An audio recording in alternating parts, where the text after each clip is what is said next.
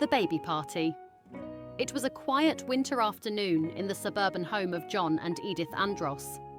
Their little daughter, Ada, was the light of their lives. A mischievous 2-year-old with golden curls and an infectious giggle. Edith, with her strong maternal instincts, doted on Edie endlessly, while John, a devoted father, found himself growing closer to his family, as the pressures of work seemed distant in moments spent with his daughter.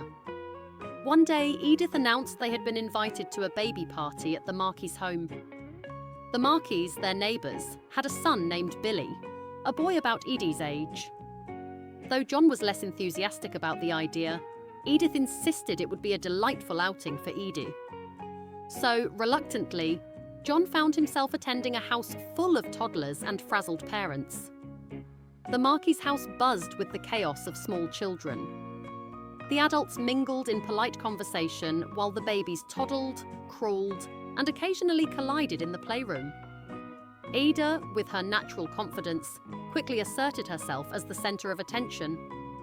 She picked up toys, claimed them as her own, and even pushed little Billy aside when he reached for the same block. At first, the parents chuckled indulgently at the children's squabbles. "Aren't they adorable?" someone said. But the mood shifted when Ed and Billy got into a more serious dispute over a teddy bear. Edie gave Billy a shove, and he burst into tears. Mrs. Markey, Billy's mother, rushed to his side, glaring at Ada. Edith, fiercely protective of her daughter, bristled at the implied judgment. The tension escalated when John, who had been quietly observing, stepped in. "They're just kids," he said, trying to defuse the situation.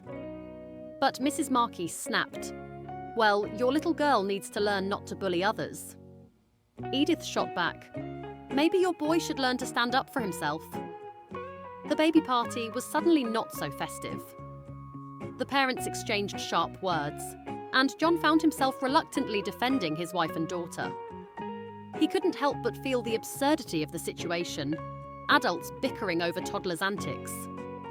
Eventually, the Andros family left the party, with Ed clutching the disputed teddy bear triumphantly. On the walk home, John and Edith fell into an uneasy silence. Later that evening, as they tucked Edie into bed, her innocence and carefree joy seemed to erase the day's tensions. John couldn't help but marvel at how such a small child could bring so much love, pride, and, yes, occasional chaos into their lives. In the end, he realized that life as a parent was a series of such moments, little triumphs, conflicts, and reconciliations, all centered around the miracle of raising a child.